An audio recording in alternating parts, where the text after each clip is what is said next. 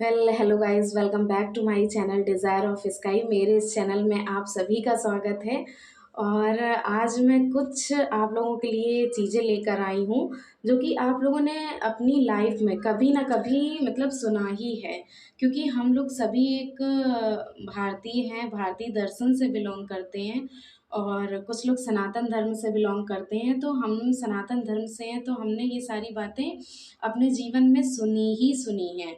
But क्या होता है कि हमने कभी अपने पेरेंट्स से सुनी है, कभी अपने बूढ़े बुजुर्गों से सुनी है।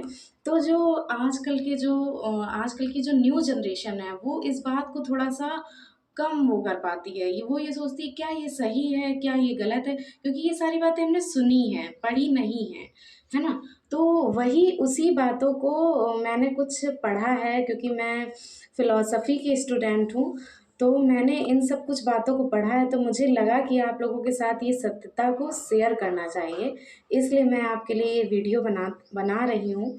और चलिए देखिए, आगे बताते हैं आपको कि मैं वो कौन-सी बात बताना चाहती हूँ। बहुत ही इंटरेस्टिंग है और हम लोगों की लाइफ़ से जुड़ी हुई है कि हमारा जो मनुष्य का जीवन है, ये कैसे क्या मतलब ये किस तरह वर्क करता है, हम लोग यहाँ क्यों आए हैं और हमारी लाइफ कैसे चलती है, क्या है, आगे इसके बारे में हम आपको बताते हैं। सो बने रहिए, बहुत ही इंटरेस्टिंग वीडियो मैं बनाने जा रही हूँ, है ना। तो मैं बता ये रही थी कि जैसे जो हमारा दर्शन है, तो वो दर्शन मतलब 6 दर्शन से मिलकर बना है। मतलब होते तो 7 हैं, बट एक जो दर्शन है वो एक बिल्कुल अलग ही बात बोलता है, तो उसको चारवाक दर्शन कहते हैं। तो उसको हम छोड़ देते हैं, ठीक है। आगे जो हमारे 6 दर्शन हैं, वो 6 दर्शन उन 6 दर्शन में कुछ कॉमन बातें हैं, ठीक है।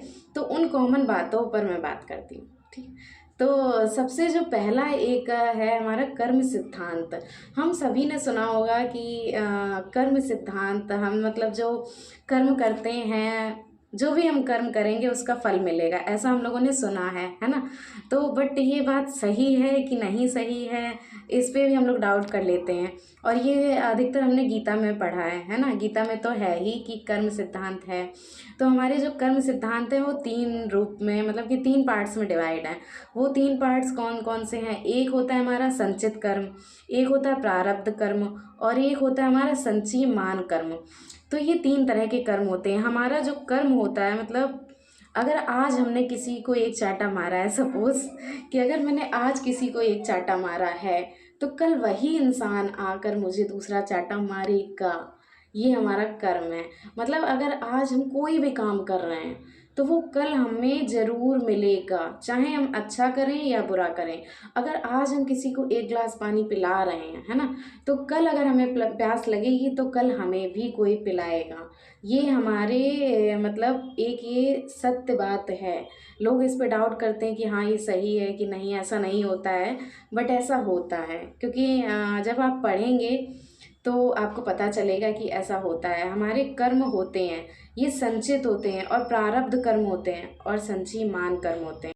जो भी हमारे कर्म हैं उनका फल ज़रूर मिलता है। इस बात को आप बिल्कुल ध्यान से समझ लीजिए कि अगर आज आप गलत करेंगे तो कल आपको ज़रूर मिलेगा। अगर आज आप अपने पेरेंट्स को परेशान कर रहे हैं, एक छोटा सा एग्जांपल लेते हैं कि अगर आज आप अपने पेरेंट्स को परेशान कर रहे हैं किसी भी चीज़ को लेकर, वो लड़का हो या लड़की हो, तो कल को जब आप पेरेंट्स बनेंगे तो आपके बच्चे भी उसी तरह से आपको परेशान करेंगे। मतलब जो कर्म होता है वो अपने आप को चेंज नहीं करता, वो उसी रूप में वापस आता है। ये नहीं कि मतलब जैसे आज हमने खूब सारे पाप किए हैं, जैसे आज हमने किसी का मर्डर किया है, तो कल जब मतलब कल जो होगा तो हमारा मर्डर नहीं होगा। मतलब उसी तरह का कोई दर्द हमें ज़रूर मिलेगा, या तो हमारा ही मर्डर होगा या हमारे बच्चों का मर्डर होगा, तो भी उस वो जो दर्द होता है वो दर्द हमें मिलेगा। तो ये है कि मतलब वो कर्म बदलता नहीं, उसी रूप में वापस आता है। इसलिए कर्म से थोड़ा डरिए और अपने कर्मों को सुधारिए। अगर आप अच्छा कर्म करेंगे तो वो आपको अच्छा मिलेगा। अगर आप गलत कर्म करेंगे, छोटा सा छोटा, अगर आप किसी को गाली भी देते हैं ना, तो वो गाली भी एक कर्म बनती है और वो वापस आएगी, ठीक है। तो थोड़ा सा डरिए कर्म से। अब इसी तरह से एक होता है नियतिवाद। कुछ लोग कहते हैं कि जो कर्म होता है, क्या कर्म हम ही करते हैं कि या कर्म हमसे कोई कराता है। मतलब लेकिन आपने लाइफ में, अपनी लाइफ में कुछ चीज़ें ऐसी देखी होंगी, मैंने अपनी लाइफ में देखी हैं कि हम सोचते कुछ और हैं कि हम ये काम करेंगे, बट हमारी लाइफ में हो कुछ और जाता है, हम किसी और वे में चले जाते हैं। तो ये बात तो हकीकत है कि हम कर्म खुद नहीं करते हैं, ये बात एकदम सत्य है। मतलब जो हमारा कर्म है वो दो तरह से है, एक नियतिवाद होता है, एक स्वतंत्र संकल्प के रूप में होता है। जो नियतिवाद होता है वो ये होता है कि हम कर्म खुद नहीं करते हैं, हमसे कोई, हमारे ऊपर की जो शक्ति है वो हमसे कराती है कर्म। लेकिन अगर हम ऐसा मानने लगेंगे तो हम एक निराशावादी जीवन जीने लगेंगे। हम सोचेंगे कि मुझे तो कुछ करना ही नहीं है, मुझसे खुद ही कोई कुछ कराएगा। बट इसलिए इस बात को ज़्यादा वो मत करिए कि हमसे कोई खुद कराएगा, इसलिए हम उस बात को मानते हैं, किस बात को, स्वतंत्र संकल्प को मानते हैं कि नहीं, हम जो करेंगे वही होगा। तो अभी तो आप फिलहाल इसी बात को मानिए कि हम जो करेंगे वही होगा, हमसे कोई नहीं करा रहा है। बट हाँ, जब आप से कोई बहुत गलत काम हो जाए, या आप जो मतलब कि आप ऐसी स्थिति में पहुंच जाएं जहां आप डिप्रेशन में जाने वाले हैं कि नहीं यार मुझे ऐसा करना था और मुझसे ऐसा हो गया, मुझे ऐसा नहीं करना चाहिए था, उस टाइम आप ये सोचिएगा, क्योंकि ये बात हकीकत है, हम खुद कुछ नहीं करते हैं, हमारे ऊपर कोई शक्ति है वो हमसे करा रही है। लाइक दैट वीडियो गेम में जो वो प्लेयर्स होते हैं वो खुद नहीं खेलते हैं, उनको हम जिस तरह से खेलते हैं वो उसी तरह से खेलते हैं, समझ रहे हैं। तो ये जो संसार है ये भी एक वीडियो गेम की तरीके से है, हम मतलब उस वीडियो गेम को हम नहीं खेल रहे हैं, तो कोई है जो इस गेम को खेल रहा है। बट ये तभी कहते हैं कि ज़्यादा प्रेशर, ज़्यादा टेंशन, ये सब ज़्यादा नहीं लेना चाहिए, क्योंकि ये सब संसार एक मोह माया का संसार है। और जब भी आपको प्रेशर होता है तब ये सब मतलब कि वही है कि जब भी आप सुख में हो या दुख में हो, आप हमेशा ये याद रख लें कि ये समय गुजर जाएगा, क्योंकि ये हमारा है ही नहीं। तो चलिए, ये सारी कर्म की बातें थी, कर्म सिद्धांत जो है ये कर्म की बातें थी। और अब नेक्स्ट आता है हमारा आत्मा। तो लोग कहते हैं कि जैसे कि चार्वाक दर्शन है, वो ये कहता है कि शरीर और आत्मा दोनों एक ही हैं, और जब शरीर खत्म होगा तब आत्मा भी खत्म हो जाएगी, ऐसा चार्वाक दर्शन कहता है। बट जो और 6 दर्शन है, और आपने भी ये सुना होगा कि आत्मा अजर और अमर है, आत्मा कभी ख़त्म नहीं होती है, ये आप सभी ने सुना होगा।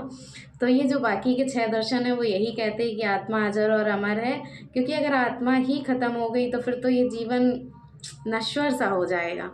क्यों? जैसे कि हमारा शरीर नष्ट होता है, जो ये 6 दर्शन है वो ये कहते हैं जब हमारा शरीर नष्ट होता है तो सिर्फ शरीर नष्ट होता है, आत्मा हमारी निकल जाती है। क्योंकि जो हमारी आत्मा होती है वही कर्मों का हिसाब वही करती है जाके, क्योंकि वही बसती है, तो वही बाद में बताएगी कि मेरे क्या कर्म थे और क्या अच्छे थे क्या गलत थे। तो उसी आत्मा को सज़ा मिलेगी, है ना, उसी आत्मा को पुरस्कार मिलेगा।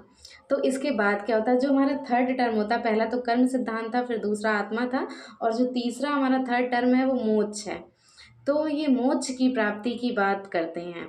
जैसा कि मोक्ष की बात से याद आया कि जैसा कि आप लोगों ने देखा होगा कि जो यहूदी होते हैं और मुस्लिम होते हैं, जहाँ पर भी मतलब जो हमारी मिट्टी होती है उसको गाड़ा जाता है, उसका ये मोटिव होता है, मतलब कि हम लोग जो हिंदू होते हैं उनके यहाँ मिट्टी को जलाया जाता है, जबकि जो मुस्लिम और यहूदी होते हैं और लोग होते हैं उनके यहाँ क्या किया जाता है, मिट्टी को दफनाया जाता है। तो ऐसा क्यों होता है, इसका रीज़न मैं बताती हूँ कि यहूदी में जो हमारे वो थे, जो हमारे ईशा मसीह थे, तो उनका देहांत हो गया था। उसके बाद वो शरीर 2 दिन पड़ा रहा था, और दूसरे तीसरे दिन उसी शरीर में, समझ रहे हैं, उसी शरीर में फिर से चेतना आ गई थी और वो शरीर उठ खड़ा हुआ था। तो ये यही मानते हैं, इनका मोटिव यही होता है कि अगर कभी लाइफ में मतलब कि कभी जीवन में अगर कोई ऐसी शक्ति आती है तो ये जो मुर्दे यहाँ ज़मीन में गड़े हुए हैं ये एक दिन उठ खड़े होंगे, एक ऐसी कोई शक्ति आएगी जिससे ये मुर्दे उठ खड़े होंगे।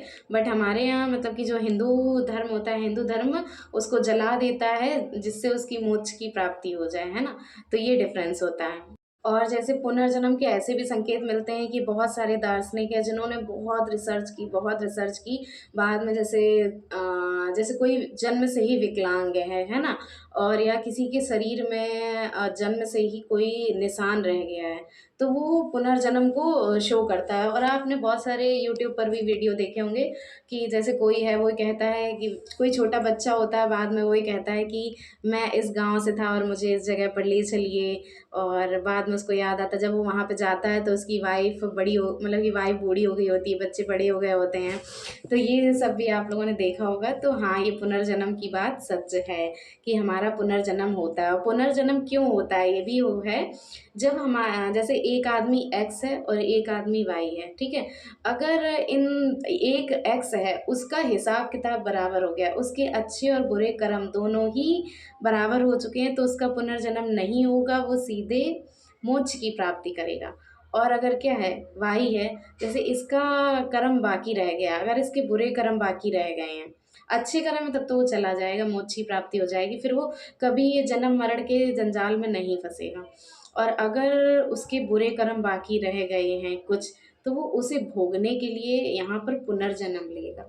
इसलिए हमारा पुनर्जन्म होता है। इसलिए जितने भी ये इंसान हैं, हम लोग जितने हैं सारे, ये अपने कर्मों को सुधारने के लिए यहाँ पर आए हैं, ताकि हमें मोक्ष की प्राप्ति हो जाए। तो जो हमारा फोर्थ पॉइंट है, जैसे हमने पहले कर्म सिद्धांत की बात की, फिर आत्मा की बात की, फिर हमने पुनर्जन्म की बात की, अब जो हमारा फोर्थ पॉइंट है वो है दुख। कि ये जो हमारा जीवन है ये दुख से भरा है। तो आप लोग समझ लीजिए, अगर आप लोग किसी चीज़ से बहुत दुखी हैं, बहुत डिप्रेस हैं, और आप लोग कह रहे हैं अरे मेरे जीवन में तो ऐसे ही होता ही रहता है, मेरी लाइफ में तो कभी खुशी नहीं है, तो आपको बता दें कि ये संसार में जो मनुष्य का जीवन है ये ही दुख है। मनुष्य का जीवन होना ही दुख है, और हम लोग इसे सुख में बदलने के लिए ही आए हैं, है ना। तो दुख क्या है कि दुख के लिए सबसे पहले सुख होना ज़रूरी है। लेकिन पता है ये एक असलियत है कि सुख दुख से भी ज़्यादा दुख है। सुख में दुख से भी ज़्यादा दुख है। अब आप लोग कहेंगे ऐसा क्यों? ऐसा इसलिए क्योंकि जैसे आपको एक एग्जांपल बताते हैं, सुख में भी कोई सुख नहीं रहता। ये मैं नहीं कह रही हूँ, ये जितनी भी बातें हैं मैं नहीं कह रही हूँ, ये सारी लिखी हुई बातें हैं, दार्शनिकों की लिखी हुई बातें, वो मैं कह रही हूँ। मैं खुद से, मेरे ओपिनियन कुछ भी नहीं है, ठीक है। तो जो दार्शनिकों ने लिखा है कि सुख भी असली सुख नहीं है, सुख में तो और भी ज़्यादा दुख है। वो कैसे, उन्होंने 3 रूप से बताया है, और मैं ऐसे एज ए एग्जाम्पल बताती हूँ। जैसे एक थोड़ा सा मतलब थोड़ा सा ज़्यादा फिलॉसफी हो गई है, तो आप लोगों को थोड़ा सा हंसा दिया जाए। तो बात ये है कि 3 तरह का जो सुख में भी दुख है वो 3 तरह के होते हैं। जैसे कि जैसे आपके कॉलेज में कोई लड़की है ना। अब आपको जैसे आपको वो पसंद है ना, आपको उससे शादी करनी है। तो अब उसको मतलब ये एक वर्ड यूज़ करती हूँ जो कि नहीं करना चाहिए बट कर रही हूँ। जैसे अब आपको उसको पटाना है तो अब अगर आपको उसको पटाना है तो उसके लिए भी आपको प्लानिंग करनी होगी, है ना। तो उस प्लानिंग में भी बहुत सारे दुख हैं कि ये पटेगी कि नहीं पटेगी, लाइक दैट। तो उसके लिए भी आपको बहुत सारे पापड़ बेलने पड़ेंगे। और अगर वो पट गई, ठीक है, तो इसमें भी आपको जो ये पहला स्टेप था ये कंप्लीट हुआ कि आपको इसमें भी दुख हुआ, कि आपको चिंता थी कि ये पटेगी कि नहीं पटेगी, ठीक है। सेकंड जो दुख होता है कि अब वो पट तो गई है ना, अब आपकी उससे शादी भी हो गई है ना। अब आपको ये दुख है कि ये मेरे साथ रहेगी कि नहीं रहेगी, क्योंकि असलियत उसको पता चल गई है कि मैं जितनी सुंदर हूँ मैं, और ये इतने नहीं है, मतलब मैं यहाँ गलत फंस गई हूँ है ना। तो अब वो ये आपके साथ रहेगी कि नहीं रहेगी, इसके लिए भी आपको प्रोसेस चालू रखना पड़ेगा कि आपको उसे तब भी पटाना पड़ेगा है ना। तो ये क्या, ये भी एक दुख है। इसमें भी आपको टेंशन है, प्रेशर है कि वो मेरे साथ रहेगी कि नहीं रहेगी, ठीक है। ये सेकंड स्टेप कंप्लीट होता है दुख का। और जो थर्ड स्टेप है कि अगर सपोज उसकी मृत्यु हो गई या उसने ब्रेकअप कर लिया आपसे, कुछ भी होता है, तो उसके खोने का दुख, जब वो चली गई तो उसके बाद जो दुख होता है वो भी एक सुख का ही दुख है। तो इस तरह से 3 तरह के दुख होते हैं। ये इस बात को आप किसी चीज़ से भी रिलेट कर सकते हैं। आपको जॉब पानी है, तो जॉब पाने के लिए आप पढ़ रहे हैं, तो पढ़ना भी एक दुख ही है। रोज़ प्रेशर हो रहा है, रोज़ स्कूल जा रहे हैं, कॉलेज जा रहे हैं, कोचिंग जा रहे हैं, है ना। तो ये भी एक दुख जैसे आप स्कूल जा रहे हैं, कॉलेज जा रहे हैं, कोचिंग जा रहे हैं, वहाँ साइकिल से जा रहे हैं, आपके चोट लग गई तो वहाँ पे भी दुःख हो रहा है आपको। फिर आपको जब जॉब लग गई, जॉब के बाद भी आप सुखी नहीं हैं, आपको आपको लग रहा है इतना प्रेशर है कि मैं घर ही नहीं जा पा रही हूँ, मुझे छुट्टी नहीं मिल रही है, तो ये भी प्रेशर है। और जब आप रिटायरमेंट हो गए तो भी आपको दुःख है कि अब मैं क्या करूँ, है ना? अब तो मेरी जॉब भी छूट गई, अब तो बच्चे भी नहीं साथ दे रहे हैं, तो मतलब कि सुख में भी दुःख है। इसीलिए कहा गया है कि ये जो मनुष्य का जीवन है ये दुखमय ही है। इसलिए अगर आपको छोटे मोटे दुख होते हैं तो आप उसको जस्ट नेग्लेक्ट नेग्लेक्ट करिए, क्योंकि दुख ही तो है, दुख के ही लिए हम यहाँ आए हैं, सुख भोगने थोड़ा ना आए हैं। वो तो बीच बीच में थोड़ा थोड़ा मिल जाता है। इसलिए हर हर मनुष्य की लाइफ में दुख है। आप ये मत सोचिए कि मेरे साथ ही ऐसा होता है। इसलिए ये सब संसार मोह माया है, इसको ज़्यादा दिल से मत लगाइए। जैसे तो अभी हमारे 4 पार्ट ख़त्म होते हैं, नेक्स्ट 5 पार्ट में हमारे मोक्ष की बात की गई है। तो मोक्ष बिल्कुल अंतिम होता है कि हमें मनुष्य के जीवन का अंतिम जो लक्ष्य है वो मोक्ष की प्राप्ति करना ही हमारा लक्ष्य है। तो जैसे कि एक मतलब क्रिश्चियन में बाइबल है, बाइबल के जेनेसिस एक है, उसके 3rd पार्ट में कहा गया है कि एक आदम और ईव थे जो कि जन्नत में थे। जैसे मोमडन्स में और क्रिश्चियन में, यहूदी में मतलब ये कहा गया है कि जन्नत, जैसे हिंदूज़ में कहा गया है कि स्वर्ग है, मोक्ष है, वहाँ पे जन्नत की बात की जाती है। तो जो जन्नत में थे कौन थे? आदम और ईव, 2 थे जो कि जन्नत में थे, और जन्नत में कुछ चीज़ों की मनाही थी और उन्होंने उसी जो चीज़ों की मनाही थी उसी में से एक चीज़ कर दी, तो ये पाप हो गया ना, हो गया पाप। तो इस पाप की सज़ा के लिए ईश्वर ने क्या किया, गॉड ने क्या किया, इन्हें पृथ्वी पर भेज दिया ताकि इस पाप का आप प्रायश्चित करके यहाँ आए, है ना? तो इसलिए कहा, और इसमें भी कहा गया है कि ऐसा करने के लिए आदम को ईव ने उकसाया था। मतलब यहाँ पे भी औरतों को छोड़ा नहीं गया है, मतलब कि पाप की पहली भागीदार औरत को बता दिया गया है। ये एक जैसा मतलब जस्ट जोक पार्ट था, बट हाँ ये कहा गया है कि ईव ने उन्हें उकसाया था, इसलिए दोनों को भेजा गया था पृथ्वी पर। तो उनके नीचे आने का मतलब यही था, उनका पर्पज़ यही था कि अब हम यहाँ से अच्छे कर्म करके फिर से अपने मोक्ष की प्राप्ति करें। तो बस यही 5 हैं, तो और भी, बट फिर वो आपके मतलब के नहीं हैं। तो यही 5 स्टेप हैं और ये बातें सब सही हैं, सारी फ़िलॉसफ़ी में हैं और हम अपने गीता वगैरह में भी पढ़ते हैं, आप लोग भी पढ़ते होंगे, है ना? तो बस यही है कि इस संसार को ज़्यादा दिल से मत लगाइए, इस संसार में दुःख होता ही रहता है। ये जो लोग सुसाइड कर लेते हैं, ये सब कर लेते हैं, इन सब का कोई मतलब नहीं है, क्योंकि ये संसार दुखमय है, ये आपको झेलना ही पड़ेगा, जीवन पर्यंत झेलना पड़ेगा। अगर जैसे ऐसा समझ लीजिए, अगर आप आज आप अच्छे हैं, कल को आपके बच्चे बड़े होंगे, पता नहीं वो कैसे निकले, वो दुख दें, है ना? जो भी आपके परिवार से जुड़ा हुआ है, हो सकता है उनमें से कोई पर्सन आपको दुख दे। तो ये सब उन चीज़ों को ज़्यादा दिल से नहीं लेना चाहिए और ज़्यादा नहीं सोचना चाहिए उन सब चीज़ों के बारे में, क्योंकि ये सब मोह माया है। अपने में खुश रहिए, भगवान अच्छे कर्म करिए, भगवान की पूजा पाठ करिए, भगवान का ध्यान करिए, ये सब करिए।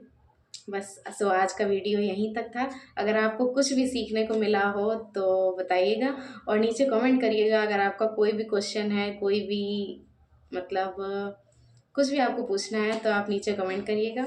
सो अगर आप चाहते मैं और भी ऐसे वीडियो बनाऊँ तो भी नीचे कमेंट करिएगा और मेरे चैनल को सब्सक्राइब करिए, फॉलो करिए। Thank you.